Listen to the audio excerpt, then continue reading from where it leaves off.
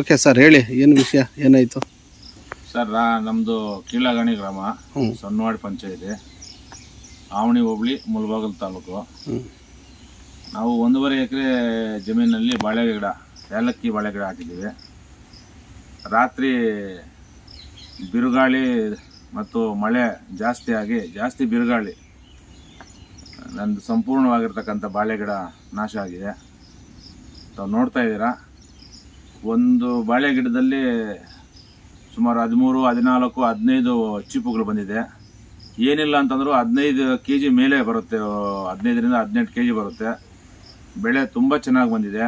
ಆದರೆ ಪ್ರಕೃತಿ ಒಂದು ವೈಫಲ್ಯದಿಂದ ಸಂಪೂರ್ಣವಾಗಿರ್ತಕ್ಕಂಥ ಬಾಳೆ ಗಿಡಗಳು ನಾಶ ಆಗಿದೆ.